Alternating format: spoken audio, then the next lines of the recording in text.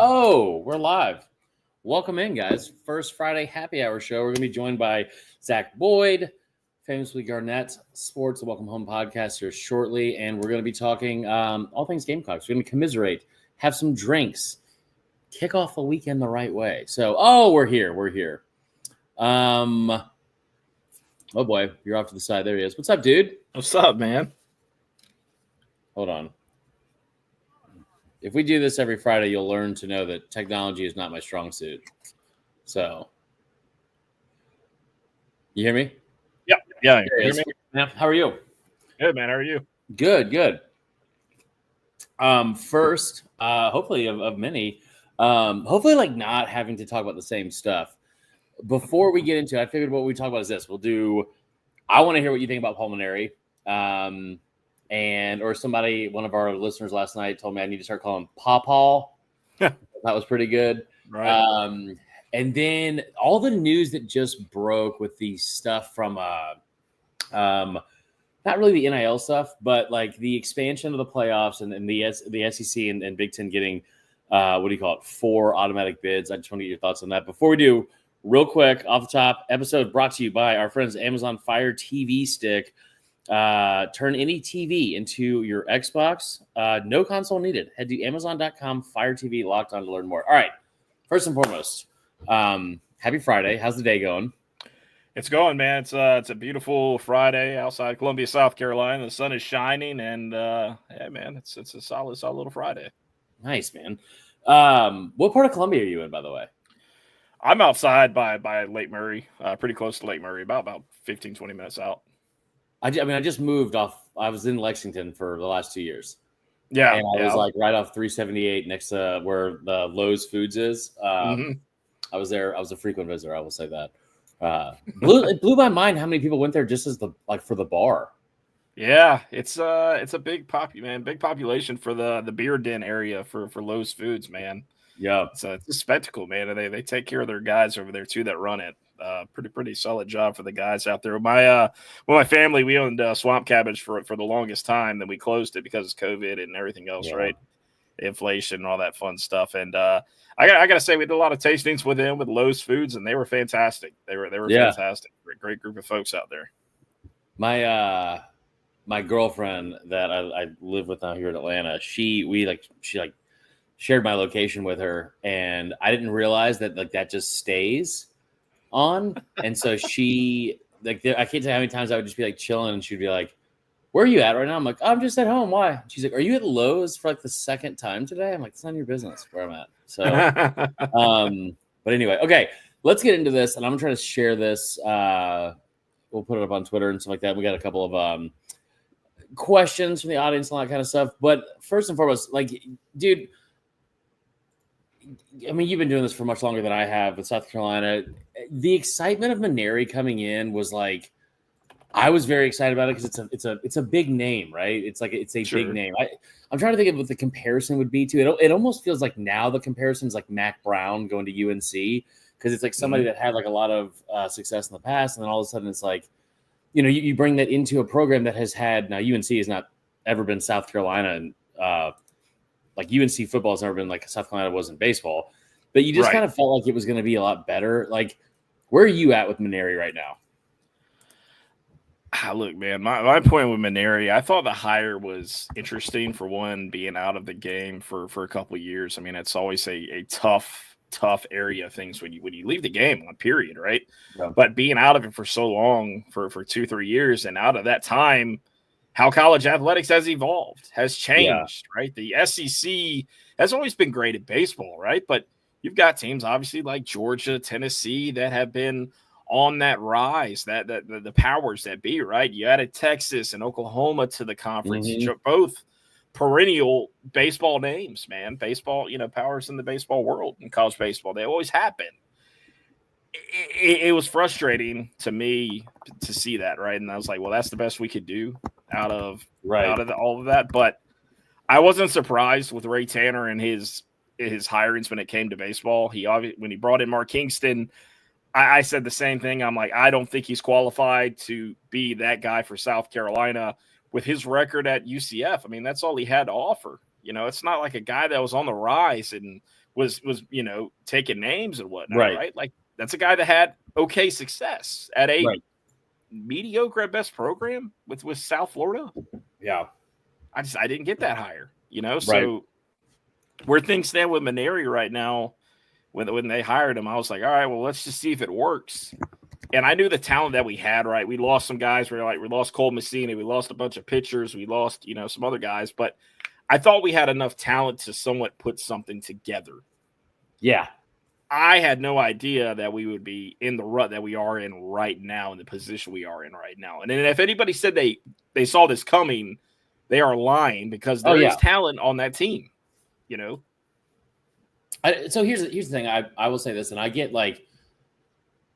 frustrated with baseball more than football, because I played baseball in college, and I feel like I get it more than I will always get that sport more than football, just because of being around it forever. And here, I kept going to this. The three infielders last year: second base, shortstop, third base. Mm-hmm. They averaged 31.5% of their at bats last year were strikeouts. 31.5%. So every third at bat from all three combined, all season long, that they went up to the plate, they struck out. And so my thought process was okay, there's no way it can be that bad.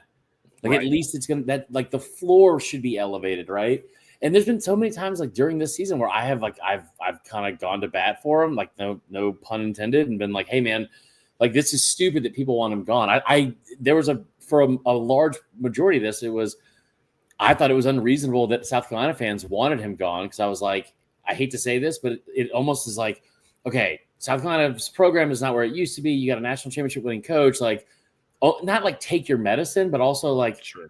You kind of just have to give him time and deal with it, because he's also not the one going out there and giving up 9 runs in the first inning and all that kind of crap, which is that part I will go to bat for him for. Mm-hmm. But what bothered me the most, and I wrote an article about this last week, this is I've stuck up for him. And then I heard his comments about how the SEC, we just didn't realize the conference was going to be the way it was, and how competitive and all this other stuff. And whether that's something that's triggering, taking out of context, or what he necessarily meant, I'll argue that at a different time. But I know for a fact at our website, our little website, LouisianaSports.net, he did an interview with us a month ago. And in the interview, I have the whole thing transcribed. Without even being provoked, he's just he's going on and on. Man, the SEC's always been the best conference, top to bottom. We've always had everywhere you go, you're going to have a Friday night guy that's going to be a first-round draft pick. You're going to have 3 or 4 guys on the team that are going to play in the major leagues. And this is all him saying it. Mm-hmm. And then for him, a month later, to say, had no idea, had no clue the conference I already coached in, won a national title in, was going to be good. And the thing for me more than anything, man, is you can say the SEC is overrated in football all you want. You can make the case if you want to for basketball or something. I don't know. But there's no way you can say that SEC baseball is that you underrated it or underestimated it, because it has forever, basketball is new. Mm-hmm. Football sometimes has been kind of top heavy, but baseball has constantly been the deepest and best part of this conference and most competitive. And to say that was just we're not allowed to cuss on this show. Otherwise I would tell you exactly what I think, but it's just such a crappy excuse, man. Nate Benson just said, excuses, hate coaches like that. It just sucks, man. What did you think about last night? Yeah. I mean, last night, I tell you, Chris, I've been following South Carolina for a long time, covering it for so long as well. And I got to tell you, man, last night, I can't remember the wheels falling off like that, the way it did. Yeah. Granted, this team also lost Game 3 to A&M the way they did, with multiple grand slams in an inning, the way they lost that one. And I've never seen South Carolina get blown out like this. I mean, truly. I mean, I saw it against A&M, a couple of weeks ago, and I'm like, okay. I mean, that's doesn't happen often, right? Well, now you've got multiple series that you've done this, right? You did it against Florida, you did it against Auburn. It's just it's extremely frustrating, and man, I got to tell you, being close to Gamecock baseball and talking to the players, parents, that kind of thing. There's a lot more going there with Paul Maneri than it's frustrating, honestly. Yeah. And to me, hearing the things that are going on with him, not allowing Monty Lee to do what he needs to do and getting in the way, basically, right? Getting in the way. I don't have any hope for a return for him, right? For next season. Things aren't just going to change like that. And I get you're going to have a whole group of guys, a whole new group of guys, whether he comes back or not. You're going to have a lot of turnover. That's going to happen. But I don't see any kind of future of saving anything going forward if you take it into next season with him. Right. I truly don't. And here's what gets me. People are upset like, well, you can't fire him because of the buyout. Well, what's more important right now is that money that you potentially maybe scrounge up, possibly, right? Or not having fans bought in for the rest of the season, right? Obviously, there's only a series left at home. But moving after that into next season. Right. And if you don't have fans buying into that, I mean, Chris, this is uncharted waters for South Carolina baseball. It really is. I've never seen the stadium as empty as I've seen it this season. I really haven't. I had a hard time with that, man. I had a hard time with that part because I have seen people say this stuff that's like, they needed fans, need a reason to show up. And it's like, part of me also wants to be like, hey, man, the fans should – like, I haven't seen the fans pack that place out really since the Clemson series. Yeah. But, like, and here's the other thing, too. What could his buyout be? Like, what could his buyout be that – like, because money's not real in college sports anymore. Like, so I think, like, it's like, what is it, 1.1 million? No, it's much more than that. It's for him alone. It's like over 4. Okay, And Monty Lee is 1.1. Yeah. The whole staff in general, I think it's around 7 mil, if I'm not mistaken, 7.5, something like that. Yeah, it's a high. Look, I get it. It's a lot, right? At the surface, it seems like a lot, but you got to also think about what goes into this baseball program, right? You got to look at what you're not going to have next season, and then if you. Let's say you have a repeat season as you are this year. I'm not saying it's going to happen, but if you do with Paul Mainieri, what do you think is going to happen with the next coach at South Carolina? Right? I mean, you're truly going to have to get somebody that is bought in, that he's bringing with him, right? Recruits that he's bringing with him, players that he's even bringing with him. And honestly, I don't know if you're going to find that in the SEC, for example, right? Yeah, one of the only deterrents I feel like it because I do feel like it's just, again, the performance on the field. This sounds dumb. I'm not excusing it. That is behind his comments on the list of priorities or list of reasons why I think he should be gone. Like I was again, I will say this over and over again. Dude, the two guys that went out there last night were supposed to be weekend type arms. Garino was the guy that you didn't think you were going to have at the start of the year, and he comes out and like, you don't. You look around the SEC, man, and this team is very much put together. Maybe he was being honest. It very much looks like a team that would have been built and competitive in the late 2000s, early 2010s. You get pitchers that all throw 89 to 93. You've got some good hitters. Don't have a ton of power, but like now everyone throws 100. Everyone throws 100, and I would never survive in this landscape of college baseball. My career would have ended in high school 1,000%. But, like, everyone throws hard. You don't have anybody that's able to do that. And I think that the only concern I have with him, if you fire him, is not the money, but, like, you are going to have to directly compete with Mississippi State, which is not saying this in a rude way, and this program has a better track record in history than Mississippi State. That's a better job than South Carolina. Like, and I don't disagree with that. I don't, the way things are right now, I don't disagree with that at all. Yeah. For one, you look at the job between State and South Carolina. Well, South Carolina is competitive more, in other sports compared to where Mississippi State's not, right? And the fact of the matter is where they're located in the new stadium, the new facility. They're newer. They're still the new kids on the block when it comes to that kind of thing. That's beautiful out there at Duty Noble, right? I don't have an issue with that. I think that narrative could be switched up pretty quick. Obviously, you have some things done to founders and get somebody good in, right, at South Carolina. But it's been so long. It's been so long since South Carolina was in Omaha. Since 2012. That's insane. When I was in high school and college, that was like, dude, I don't know how old you are. I'm not going to ask, but like Landon Powell being like announcing his new job on LinkedIn or whatever it was. I was like, oh my God, God, I'm old. I watched Landon Powell. Like he was like my favorite player, switch hitting catcher. Like, that kid was awesome. But no, I think that was he a catcher? He was a catcher, not first base, right? It's a catcher. Yep. Yeah. Yep. But I mean, like they were constantly in it. Like they were constantly in it. I think the other thing too that is like because everything in the SEC is an arms race in terms of like facilities and what you're going to do in recruiting. South Carolina has always been a good state, I think, for baseball talent. I mean, dude, like think about all the players that are currently on other rosters that are from this state. Like Cody Shelton is a kid from Lexington. He went to Bama and then Florida, and then so I think that like I saw somebody say this last night on Gamecock Twitter, which as any SEC Twitter can be, it can be a hellscape sometimes, and it's like I fully get the frustration when somebody's like you gotta fire him now to make sure no one else leaves, and I'm looking at this and I'm not trying to hate on any of the players. Baseball is a very tough sport, but this is a 5-20 roster. Yep. This is a 5-20 roster, and there are so many pieces that you don't have that other people have, and I just like I don't think that you need to tell players bye and like and give them the boot by any means. That's not. But I am saying like if somebody decides they want to enter the portal, yeah, man, maybe it's just best for both sides at some point. Like and then start this thing from scratch. Yeah, you're not losing really anything. As much as I hate to say it, if you let him walk. I mean, obviously, Bo Hollins, that's a Gamecock legacy. I don't particularly see him leaving anyways because his father played at Carolina, had a pretty good career, I believe, with the Phillies. So, I mean, I don't foresee him leaving. KJ Scobie might be the only guy I'm kind of like, don't want him to leave, but if he does, okay, I get it. You know, he's from Ethan Petrie's hometown.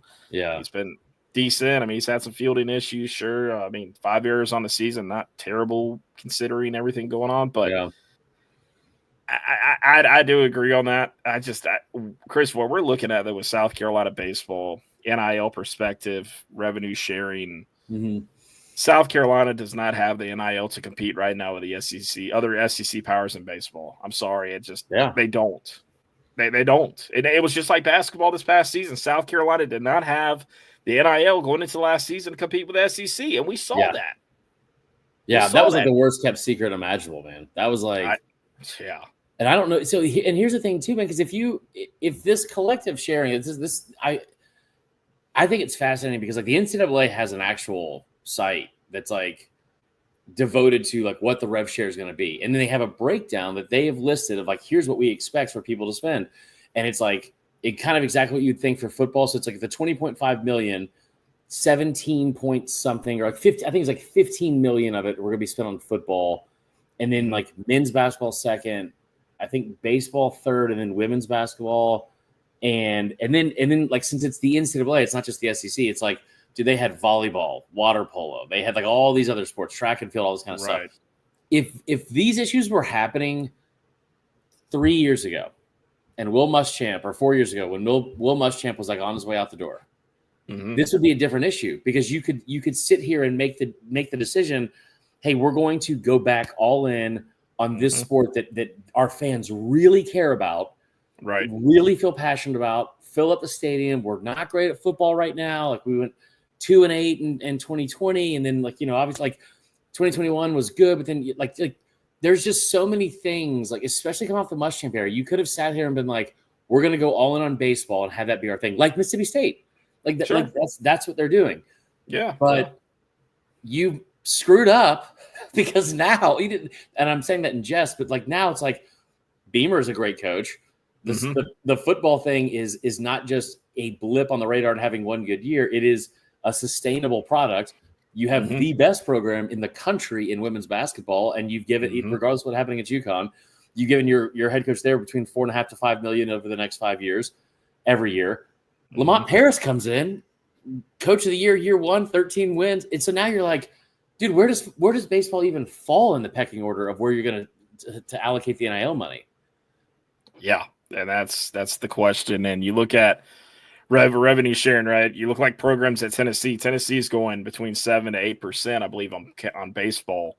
South Carolina, I think, is going at 2 or 3%. I mean, that shows you the difference, right? I mean, Tennessee wants to make a note. Hey, we're going to compete in baseball. This national title that we got last year is not going to be, a standalone thing, right? So Yeah, and I think that it's like frustrating. I think the other part too is that it's coming at a time. It's like, all right, I love the fact that they made a decision to kind of tell Lamont Paris like, hey, we're going to invest into the program. Mm-hmm. Like, it's clear that we don't have the guys, and I will say this too. It has no bearing on today's show, but I will not mention the basketball team without saying this. Once again, give it up for like that team never quit. Like, baseball's out here. I'm not saying that they quit by any means, but they're out here getting beat 54-5 in the last 3 games combined, SEC games. How many times have we watched that basketball team, despite whether they were 0 and whatever at the start or 2 and whatever at the end, play somebody close, take somebody to overtime, take somebody down to like the last shot. Like, I love that they're going to like invest into that. Clearly, you need to do that with women's basketball as well.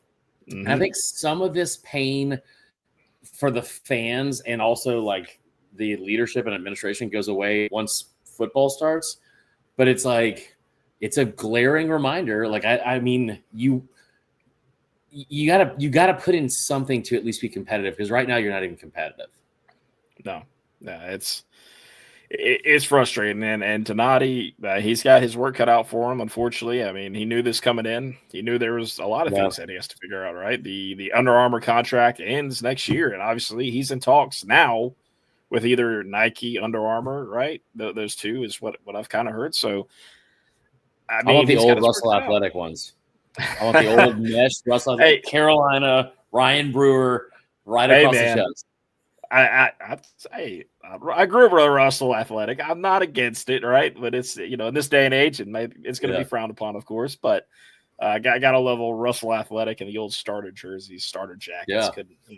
Just go on down to Todd and Moore and just buy the entire team's uniforms from there. That's what we need to do. Give back to local business and just get everything done at Todd and Moore. Dude, so let me ask you this, because like I mentioned this earlier, like, girlfriend is a Auburn grad, diehard Auburn fan. She's really enjoyed this weekend. But like, Auburn fans hate Under Armour. Like, what are your, like, I have zero input or opinion on any of that. Like, what is your opinion on that? I've got 2 different. I got a couple different ones. One, I will say the fan apparel has always been pretty solid for the most part. I mean, this polo I'm wearing now, I mean, it's 10 years old, probably older than that, honestly. I mean, it's an old polo, but it's held up really well. I mean, things like that. Other side of things, their equipment for players have not been the best, and I say that with I say that with having conversations with former players, talking about the cleats, and some of them have straight up told me, man, it's like they felt like they got these shoes out of Dick's Sporting Goods, like straight off the shelf, so I kind of, it's not the best, right? That's not the best here in that. So, but as far as like everything else goes, what Under Armour has done for, the baseball team, for one, I mean, the uniforms have always been top of the line, honestly, when it comes to Under Armour. That's just, at the end of the day, it's the more important things, and it comes down to your guy's safety. And when you hear things like that, and there's been a lot of non-contact injuries in South Carolina. I'm not saying just at South Carolina, but Auburn's the same way. They've said the same things you're saying right now. I will say this: that I love Carolina's uniforms.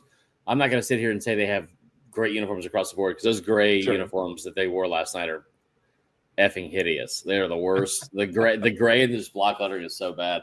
All right, we got a couple more minutes here. I want to switch it up because I don't want to keep you forever. This has been obviously fun. We got to do this. We have talked about this. We have to do this from your platform, because I don't know, the technology here is not the same. But I do, speaking of, want to say congratulations, because you guys just signed a new deal with the Welcome Home podcast with Believe Network. So tell everyone first where they can find you. We'll do it again at the end of the show, but just take a second, pat yourself on the back, man.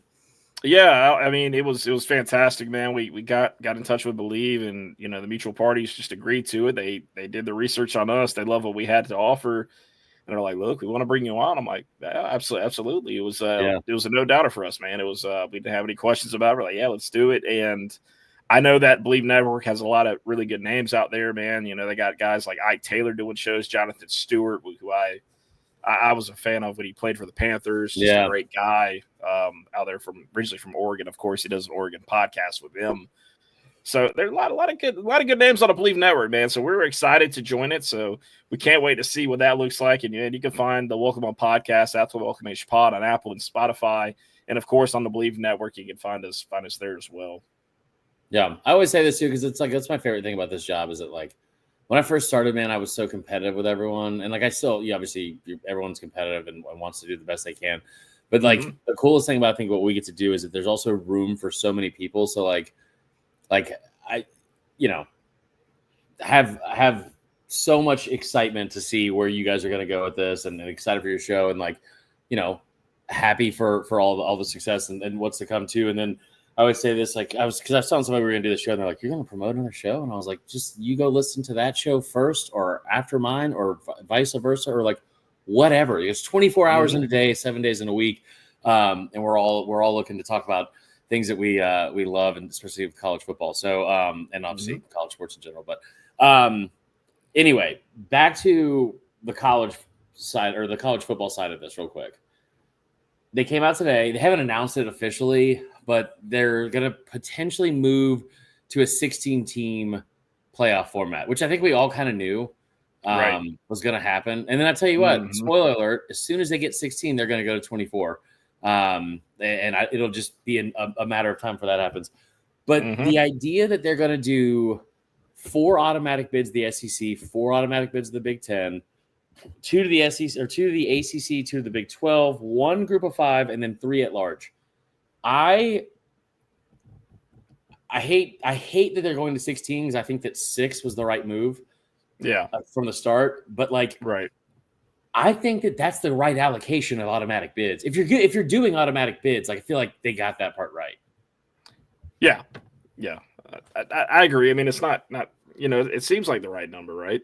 Looking in, and once it plays out, are we gonna see the same thing? Of course, we'll ask that question right at that time. Yeah, but I think right now the way they have it, I think it's solid. I think it is solid. It's going to be really interesting to see, of course, what happens with these conferences later down the line. Right? Is the SEC going to stay locked in with just adding Oklahoma and Texas? Yeah, I hope so. I'm tired of conference realignment. You know what I mean? I still hate the day when we brought Missouri and A&M to the conference. Really? I'll be honest with you. Oh, absolutely. Missouri's kind of had our number the past couple of years, but yeah. And A&M too. Maybe that, maybe they should just go back to 12. I mean, I know it's, but no, man, it's. I think it's solid. I think it's a good bit of number, amount of teams on that. I'd be interested to see ultimately in the next 20 years or so, will there still be conferences, or will it be kind of like the AFC and the NFC, like it is in the NFL, right? I can see moving something like that. No, I agree with that. I think it was this morning. I was on with Peter Burns and Doring, and Peter Burns asked me about it. And what's funny is that like I hold on a second. I had not realized this until it got brought up, but the idea of them doing conference championship weekend and having 1 versus 2 for the title, like we've always done. And then going, but like what they're potentially looking at doing is doing a 3 versus 6 and a 4 versus 5 for the right to get into the automatic bid. Dude, I love that. Like that's something new. It's something fun. I love that. And so I would be eager to see how that goes. The thing that I was talking to, I don't know if I'm allowed to say this because it was a text, but like the guy who covers college football for CBS, wears the white shirt, the bald head, without saying his name. He was. I was telling him about what you like, kind of what you just said, and I was like, I just feel like this whole thing is headed to, like, I think at some point it's going to get too big and blow up. And he was like, they're going to go to regional divisions, which are basically just like you said. That's what this will be. It'll be the NFC, and you're going to have the NFC South and the NFC North and the NFC or whatever else, and like. I don't love that. I do love the idea, like I said, of them doing 3 versus 6, 4 versus 5. I just hate the thought of them like I don't want to ever have to talk about conference expansion again. And here's the other thing too, man. Like you know this better than anyone probably just covering this for as long as you have. Like, who are the good teams in the Big Ten since they started that conference in 1908? Who Right. are the good teams in the Big Ten? It was Michigan and Ohio State. And then they added Penn State in 1990. And then who were the good teams then? Michigan, Ohio State, Penn State. And then they expanded again. Nebraska got added, and whoever else. And the good teams, still those three. And then they expanded again to 18 teams, and Oregon got involved.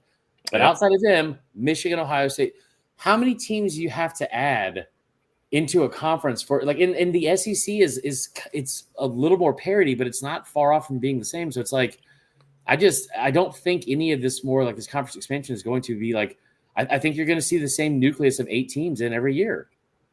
Yeah, I would agree with that. I don't see a change, honestly. You keep adding these different teams on it. I will say this, I wish Notre Dame would obviously just finally join the conference. That's never going to happen, of course, with their sweet deal with NBC. But yeah, you know what I mean. It's a sweet deal, of course. But seeing Notre Dame join a conference or Clemson getting out of the ACC, of course, that's what anybody always wants to see. But Clemson should never leave the ACC. They do. It'll be the dumbest decision they've ever made. For their sake, yes, they should absolutely stay in the ACC. But I hear it all the time that Clemson fans want out of the ACC and why it's not going to happen anytime soon. I'm like, they got you guys, man. And go where? I don't. They say the SEC, but I know from what has been said prior, they they don't have interest in bringing Clemson into the SEC. So I don't know. I don't know, man. I don't know. I guess they go to the Big Ten and hang out with him. I don't know.